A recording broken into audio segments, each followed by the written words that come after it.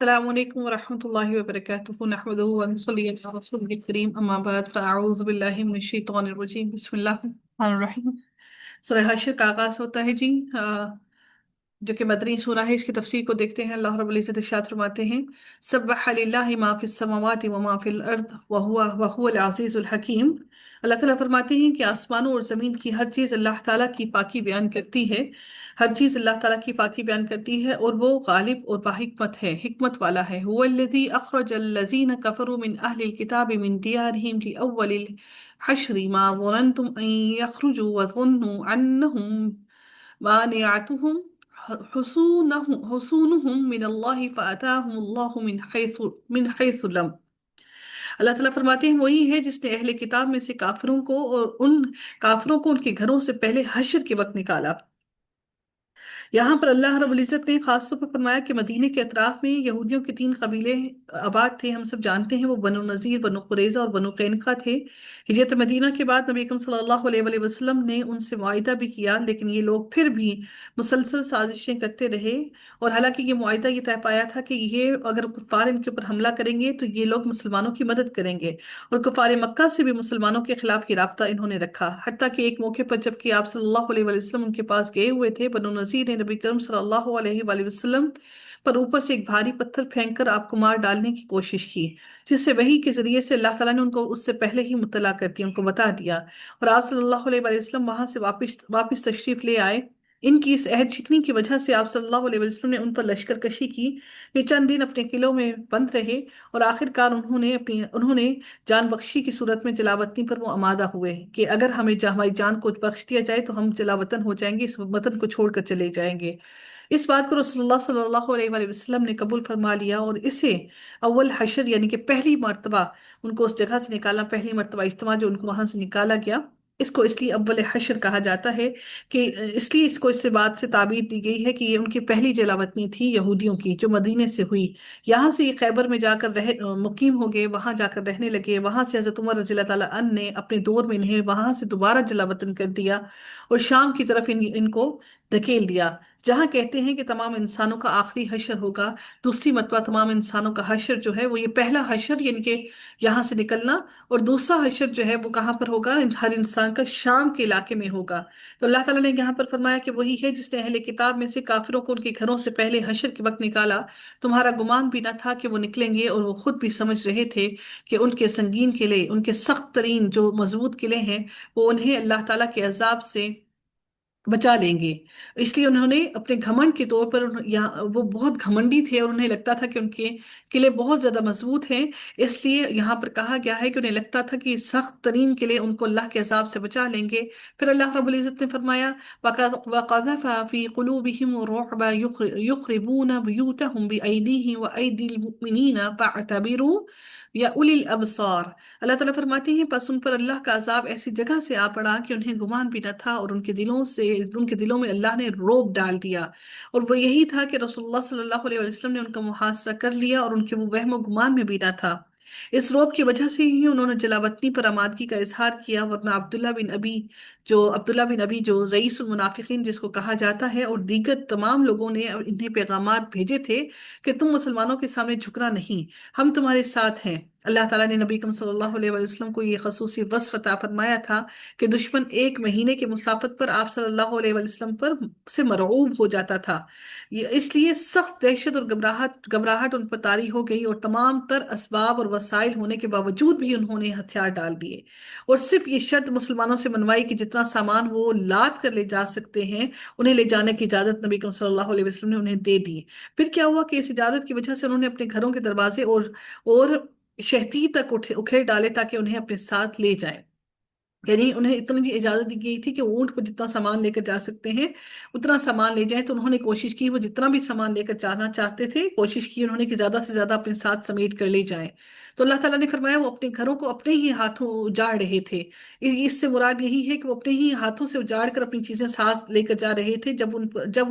یعنی جب انہیں یقین ہو گیا کہ اب جلا وطنی سے نکلنے کا کوئی راستہ نہیں ہے، تو انہوں نے دوران محاصرہ ہی اندر سے اپنے گھروں کو برباد کرنا شروع کر دیا۔ جیسے آج مہاجرین جب افغانی جب پاکستان کو چھوڑ کر جا رہے ہیں تو وہ پنکھے، دیواریں، چھت اور سارا کچھ توڑ کر جا رہے ہیں کہ اور کیونکہ جلا وطنی کسی بھی وقت میں کسی بھی لمحے میں آسان نہیں ہوتی ہے،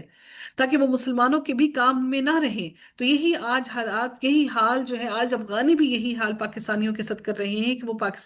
اگر پاکستان کو چھوڑ کر جا رہے ہیں تو اپنے مال کو، اپنی چیزوں کو مکمل طور پر تباہ و برباد کر کے جا رہے ہیں، تاکہ وہ مسلمان پاکستانیوں کے بھی قابل قابل نہ رہے استعمال کے۔ یا اس کا یہ مطلب ہے کہ سامان لے جانے کی اجازت سے پورا فائدہ اٹھانے کے لیے وہ اپنے اپنے اونٹوں پر جتنا سامان لاد کر لے جا سکتے تھے وہ ساتھ لے گئے، اور اپنے گھروں کو انہوں نے اپنے ہاتھوں سے اکھیڑ اکھیڑ کر توڑ دیا۔ تو اللہ تعالیٰ فرماتے ہیں اور مسلمانوں کے ہاتھوں برباد کروا رہے تھے، یعنی باہر سے مسلمان ان کے گھروں کو برباد کرتے رہے تاکہ ان پر گرفت آسان ہو جائے۔ یا اس کا مطلب یہ ہے کہ ان کے اندھیرے ہوئے گھروں سے بقیہ سامان نکالنے اور حاصل کرنے کے لیے مسلمانوں کو مزید تخریب سے کام لینا پڑا، یعنی کہ انہوں نے مسلمانوں نے ان کے گھروں کو جب ان کو وہاں سے نکال رہے تھے تو مسلمانوں نے پھر ان کے گھروں کو اکھاڑا۔ پھر اللہ تعالیٰ فرماتے ہیں کہ بس اے آنکھوں والو، عبرت حاصل کرو، یعنی کہ کس طرح اللہ تعالیٰ نے ان کے دلوں میں مسلمانوں کا رعب ڈال دیا، اور ایک نہایت طاقتور اور پورا وسائل سے بھرپور ایک قبیلہ تھا جن کو اللہ تعالیٰ کی طرف سے کوئی مہلت بھی نہ دی گئی، اور وہ ایسے اللہ تعالیٰ نے ان کے دلوں میں رعب ڈال دیا کہ پورے مسلمانوں کے شکنجے میں آنے کے بعد اللہ رب العزت نے ان کو وہاں سے جلاوطنی کروائی، اور پھر وہ وہاں سے ملک چھوڑ کر ملک بدر ہو گئے۔ پھر اللہ تعالیٰ فرماتے ہیں وَلَوْلَا أَن كَتَبَ اللَّهُ عَلَيْهِمُ الْجَلَاءَ لَعَذَّبَهُمْ فِي الدُّنْيَا۔ پھر اللہ رب العزت فرماتے ہیں اور اگر اللہ تعالیٰ نے ان پر جلاوطنی کو مقدر نہ کر دیا ہوتا تو یقیناً انہیں دنیا میں عذاب دیتا، یعنی اللہ کی تقدیر میں پہلے سے ہی اس طرح ان کی جلاوطنی لکھی ہوئی نہ تھی، تو ان کی دنیا میں اگر نہ ہوتی تو ان کو دنیا میں ہی اللہ تعالیٰ سخت عذاب سے دوچار کر دیتا، جیسا کہ بعد بھی ان کے بھائی یہود کے ایک دوسرے قبیلے بنو قریظہ کو ایسے ہی عذاب میں مبتلا کیا گیا کہ ان کے جوان مردوں کو قتل کر دیا گیا، دوسروں کو قیدی بنا لیا گیا، اور ان کا مال مسلمانوں کے لیے غنیمت بنا دیا گیا۔ پھر اللہ تعالیٰ فرماتے ہیں اور آخرت میں تو ان کے لیے آگ کا عذاب ہے ہی۔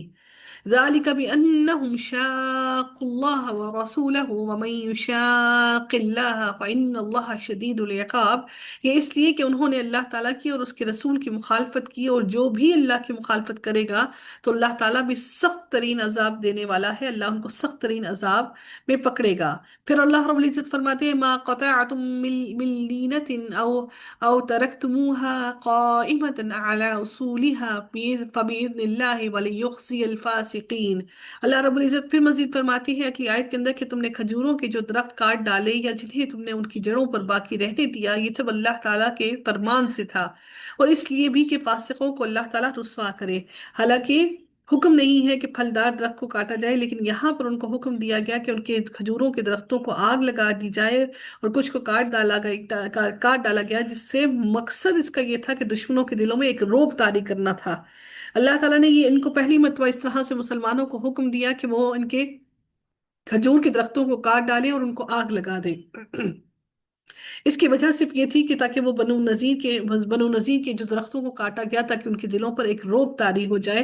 اس وجہ سے یہ حکم پہلی مرتبہ مسلمانوں کو دیا گیا۔ اللہ رب العزت مزید فرماتے ہیں اگلی آیت مبارکہ کے اندر کہ وَمَا أَفَاءَ اللَّهُ عَلَى رَسُولِهِ مِنْهُمْ فَمَا أَوْجَفْتُمْ عَلَيْهِ مِنْ خَيْلٍ وَلَا رِكَابٍ وَلَكِنَّ اللَّهَ يُسَلِّطُ رُسُولَهُ عَلَى مَن يَشَاءُ۔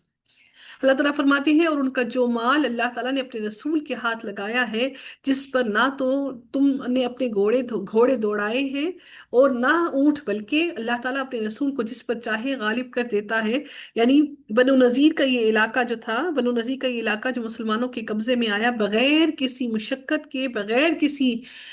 جہاد کے، اللہ تعالیٰ نے یہ مسلمانوں کے بغیر کسی لڑائی کے اللہ تعالیٰ نے یہ مسلمانوں کے قبضے میں دے دیا۔ اس لیے اللہ تعالیٰ نے فرمایا کہ تم نے اس علاقے میں کوئی گھوڑے نہیں نہیں دوڑائے, کوئی اونٹ نہیں دوڑائے, بلکہ اللہ تعالیٰ نے تمہیں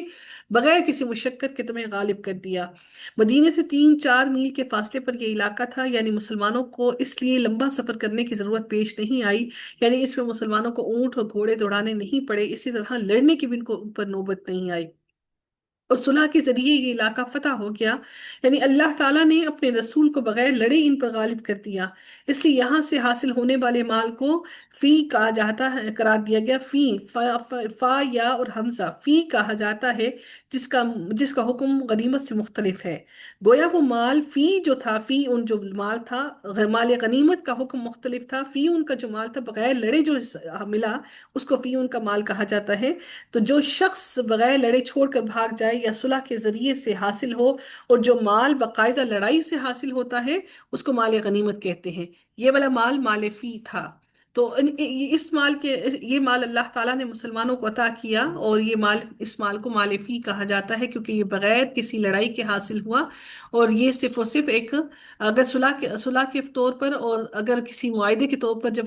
فتح حاصل ہو جائے اور پھر ایسا مال مل جائے، تو وہ مال غنیمت نہیں ہوتا بلکہ وہ مال فی ہوتا ہے. پھر اللہ تعالیٰ مزید فرماتے ہیں اگلی آیت میں، ما افاء اللہ علی رسولہ من اہل القری فللہ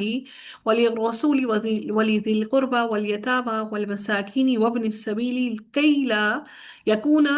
دولتم بین الاغنیاء منکم. بستیوں والوں کا جو مال اللہ تعالیٰ تمہارے لڑے بھیڑے بغیر اپنے رسول کے ہاتھ لگائے، وہ اللہ کا ہے اور رسول کا، اور قرابت والوں کا، اور یتیموں، مسکینوں کا، اور مسافروں کا، تاکہ تمہارے دولت مندوں کے ہاتھ میں ہی یہ مال گردش کرتا نہ رہے. یعنی اللہ تعالیٰ نے ہر ایک کو پورا پورا مصرف بیان کر دیا کہ فی کا جو مال ہے اس کو صحیح طریقے سے، کیونکہ لڑائی کرنے والا کوئی نہیں تھا، جنگ کسی نے نہیں کی، نہ کوئی گھوڑے والا نہ کوئی اونٹ والا، یعنی کہ اس کو اونٹ کے اس کے کھانے پینے کے لیے الگ، اور جو مجاہد تھا اس کے لیے الگ دیا جائے، بلکہ اللہ تعالیٰ نے ان کے حصے بیان کر دیے کہ وہ اللہ کا مال ہے، اس کے رسول کا اور قرابت داروں کا اور یتیموں اور مسکینوں کا اور مسافروں کا، تاکہ دولت جو ہے صرف امیر لوگوں کے ہاتھوں میں ہی نہ گھومتی رہے، بلکہ ہر ایک کو پورا پورا اس کا حصہ دیا جائے. اور تمہیں جو کچھ رسول دے اس کو لے لو، اور جس سے تمہیں روکے اس سے رک جاؤ، اور اللہ تعالیٰ سے ڈرتے رہا کرو، یقیناً اللہ تعالیٰ سخت عذاب دینے والا ہے. اللہ نے پھر یہ بھی کہا کہ مال ملنے کے بعد اللہ تعالیٰ کا شکر ادا کرتے ہوئے اللہ تعالیٰ سے ڈرتے رہو. جو رسول لے اس کو لے لیا کرو، اور جس سے وہ روکے اس سے فوراً رک جایا کرو. پھر میرے رب نے اگلی آیت میں مزید فرمایا، للفقراء المہاجرین الذین اخرجوا من دیارہم واموالہم یبتغون فضلا من اللہ ورضوانا وینصرون اللہ ورسولہ. اللہ تعالیٰ پھر فرماتی ہے اگلی آیت کے اندر، آیت مبارکہ کے اندر، کہ فی کا مال ان مہاجر مسکینوں کے لیے ہے جو اپنے گھروں سے اور اپنے مالوں سے نکال دیے گئے ہیں، وہ اللہ کے فضل اور اس کی رضامندی کے طلبکار ہیں، اور اللہ تعالیٰ کی اور اس کے رسول کی مدد کرتے ہیں، یہی لوگ راست باز لوگ ہیں. اس میں مال فی کا ایک صحیح ترین مصرف اللہ تعالیٰ نے یہاں پر بیان کر دیا، اور ساتھ ہی مہاجرین کی فضیلت اور ان کے اخلاص اور ان کی راست بازی کی وضاحت کر دی، کیونکہ انہوں نے اپنا سارا کچھ جان مال، اپنا سب کچھ مال دولت سب کچھ چھوڑ کر یہاں پر ہجرت کر کے آئے تھے مدینہ. جس کے بعد ان کے ایمان میں شک کرنا، گویا کہ قرآن کا انکار کرنا ہے. جتنے بھی لوگ مہاجر تھے ان کا ایمان بہت پختہ اور بہت زیادہ تھا، کیونکہ انہوں نے اپنا ساری زندگی کی کمائی کو اللہ کی راہ میں چھوڑ کر آ گئے. اس لیے اللہ رب العزت نے ان کو کئی گنا زیادہ عطا کیا، کیونکہ یہ اللہ تعالیٰ کا وعدہ ہے. پھر اللہ رب العزت پھر اگلی آیت میں مزید ارشاد فرماتے ہیں، والذين تبوأوا الدار والإيمان من قبلهم يحبون من هاجر إليهم ولا يجدون في صدورهم حاجة مما أوتوا ويؤثرون على أنفسهم ولو كان بهم خصاصة ومن يوق شح نفسه فأولئك هم المفلحون. اللہ تعالیٰ فرماتے ہیں، اور ان کے لیے جنہوں نے اس گھر میں یعنی مدینہ اور ایمان میں ان سے پہلی جگہ بنا لی ہے، اور اپنی طرف ہجرت کر کے آنے والوں سے محبت کرتے ہیں، اور مہاجرین کو جو کچھ دے دیا جائے اس سے وہ اپنے دلوں میں کوئی تنگی نہیں رکھتے، ان سے انصار مدینہ مراد ہیں جو مہاجرین کے مدینہ آنے سے قبل مدینے میں آباد تھے، اور مہاجرین کے ہجرت کر کے آنے سے قبل ایمان بھی ان کے دلوں میں قرار پکڑ چکا تھا۔ یہ مطلب نہیں ہے کہ مہاجرین کے ایمان لانے سے پہلے کے انصار ایمان لا چکے تھے، کیونکہ ان کی اکثریت مہاجرین کے ایمان لانے کے بعد ایمان لائی تھی۔ یعنی من قبلہم کا مطلب یہ ہوگا کہ من قبلی ہجرتہم ہے، یعنی کہ اس سے ان کے ہجرت کرنے سے قبل ہی وہ ایمان لائے، اور دارن سے دار الہجرہ یعنی مدینہ مراد ہے اس میں۔ تو اللہ تعالیٰ نے جو یہاں پر ارشاد فرمایا کہ اور ان کے لیے جنہوں نے اس گھر میں یعنی مدینہ اور ایمان میں ان سے پہلے جگہ بنا لی ہے اور اپنی طرف ہجرت کر کے آنے والوں سے محبت کرتے ہیں،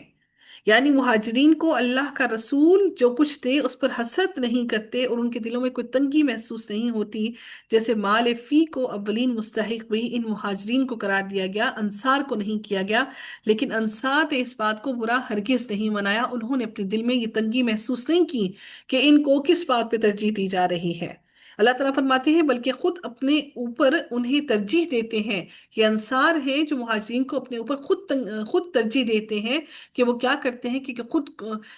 کو کتنی ہی سخت حاجت ہو اس کے باوجود بھی وہ مہاجرین کی ضرورت کو ترجیح دیتے ہیں، خود بھوکا رہتے ہیں لیکن مہاجرین کو کھانا کھلاتے ہیں۔ جیسا کہ ایک حدیث میں آتا ہے کہ رسول اللہ صلی اللہ علیہ وآلہ وسلم کے پاس ایک مہمان آیا لیکن آپ کے گھر میں کچھ نہ تھا،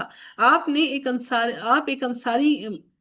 ایک انصاری اسے اپنے گھر لے گیا، اس مہمان کو گھر جا کر بیوی کو بتلایا تو بیوی نے کہا کہ گھر میں تو صرف بچوں کی خوراک ہے، انہوں نے آپس میں مشورہ کیا اور بچوں کو آج بھوکا سلا دیا، اس دن بھوکا سلا دیا، اور انہوں نے کہا کہ اور ہم خود بھی ایسے ہی کچھ کھائے بغیر ہی سو جائیں گے، البتہ مہمان کو کھلاتے وقت انہوں نے چراغ کو بجھا دیا تاکہ اسے ہماری بارے میں علم نہ ہو سکے کہ ہم کھانا نہیں کھا رہے۔ تو صبح جب وہ صحابی رسول اللہ صلی اللہ علیہ وآلہ وسلم کی خدمت میں حاضر ہوئے تو آپ صلی اللہ علیہ وآلہ وسلم نے ان سے فرمایا کہ اللہ تعالیٰ نے تم دونوں میاں بیوی کی شان میں یہ آیت نازل فرمائی ہے کیا کہ وَيُؤْثِرُونَ عَلَىٰ أَنفُسِهِمْ، ان کے ایثار کی یہ بھی ایک نہایت ہی عجیب مثال ہے کہ ایک انصاری کے پاس دو بیویاں تھیں تو اس نے ایک بیوی کو اس لیے طلاق دینے کی پیشکش کی کہ عدت گزرنے کے بعد اس سے اس کا دوسرا مہاجر بھائی نکاح کر لے۔ یہ ایمان، یہ اخلاص کی اور بھائی چارے کی سب سے بڑی مثال مسلمانوں نے قائم کی، اس کی مثال اس کے بعد آج تک نہیں ملتی۔ انصار اور مہاجرین کا اس طرح سے سلوک دوبارہ آج تک نہیں ملا، تو یہ ان کے ایمان کی سب سے بہترین مثال ہے۔ اور اللہ تعالیٰ نے مسلمانوں کو آپس میں اسی طرح کا رویہ رکھنے کا حکم دیا ہے۔ تو اللہ تعالیٰ پھر فرماتے ہیں یہاں پر کہ بات یہ ہے کہ جو بھی اپنے نفس کے بخل سے بچایا گیا وہی کامیاب اور بامراد ہے۔ انسان جو اپنے نفس کے بخل میں پڑ جائے، جو نفس کا بخل ہے وہ انسان کو یقیناً نامراد کر دیتا ہے اور انسان کو نقصان میں ڈال دیتا ہے، اور نفس کا بخل انسان کو کبھی بھی کامیاب نہیں ہونے دیتا۔ پھر میرے رب نے اگلی آیت میں مزید فرمایا وَالَّذِينَ جَاءُوا مِن بَعْدِهِمْ يَقُولُونَ رَبَّنَا اغْفِرْ لَنَا وَلِإِخْوَانِنَا الَّذِينَ يَسْبَقُونَ بِالْإِيمَانِ وَلَا تَجْعَلْ فِي قُلُوبِنَا غِلًّا لِّلَّذِينَ آمَنُوا رَبَّنَا إِنَّكَ لَرَءُوفٌ رَحِيمٌ۔ اللہ تعالیٰ فرماتے ہیں اور ان کے لیے جو ان کے بعد آئیں جو کہیں گے کہ اے ہمارے پروردگار ہمیں بخش دے، اور ہمارے ان بھائیوں کو بھی جو ہم سے پہلے ایمان لا چکے ہیں، اور ایمان والوں کے لیے ہمارے دل میں کینہ اور دشمنی نہ ڈال، یعنی ایمان والوں کے لیے ہمارے دل میں کینہ اور دشمنی نہ ڈال۔ یہ مال فی جو مال تھا اس کے مستحقین کی تیسری قسم ہے، یعنی صحابہ کے بعد آنے والے اور صحابہ کے نقش قدم پر چلنے والے، اس میں تابعین اور تبع تابعین اور قیامت تک ہونے والے اہل ایمان اور تقوی آ گئے، لیکن شرط یہی ہے کہ وہ انصار اور مہاجرین کو مومن ماننے اور ان کے حق میں دعائیں مغفرت کرنے والے ہوں، نہ کہ ان کے ایمان میں شک کرنے والے ہوں، اور ان پر یہ تمام کی تمام باتیں آتی ہیں کہ اور ان کے خلاف اپنے دلوں میں وہ بغض اور اناد رکھنے والے نہ ہوں۔ امام مالک رحمۃ اللہ علیہ نے اس آیت میں کے بارے میں انہوں نے کہا کہ انہوں نے کیا کہا اس آیت کے بارے میں کہ جو صحابہ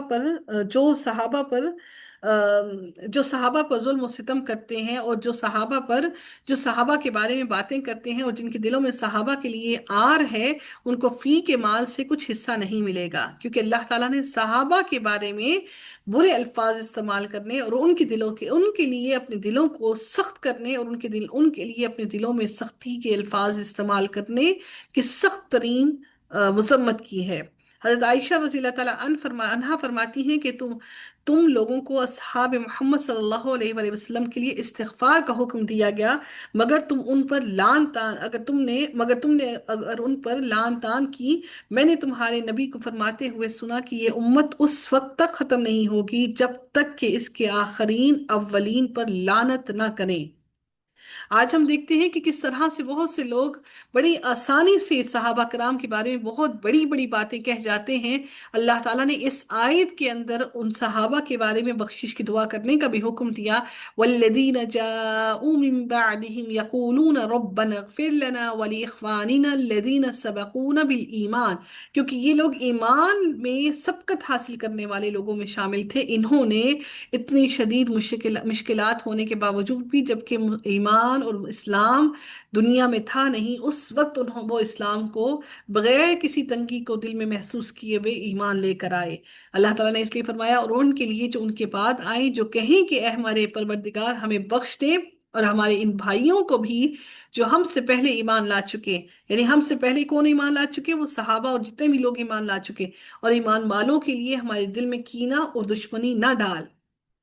जब अल्लाह ताला से ये दुआ करेंगे तो यकीनन अल्लाह ताला हमारे दिलों में उन तमाम सहाबा के लिए मोहब्बत भी डालेगा इंशाअल्लाह। तो फिर अगले हिस्से में अल्लाह ताला फरमाते हैं, ए हमारे रब, बेशक तू शफकत करने वाला और मेहरबानी करने वाला है। रब्बना इन्नका रऊफुर रहीम। अल्लाह ताला हम सब पर रहम फरमाए और हम सब की मगफिरत फरमाए। वाखिर दावाना अनिल हम्दुलिल्लाहि रब्बिल आलमीन, सल्लल्लाहु तआला अला खैरिही खल्किही अजमाइन बिरहमतिका या अरहमर राहिमीन। सुब्हानक अल्लाहुम्मा व बिहम्दिका नशहदु अल्ला इलाहा इल्ला अंता नस्तगफिरुका व नतूबु इलैक। अस्सलामु अलैकुम व रहमतुल्लाहि व बरकातुहू।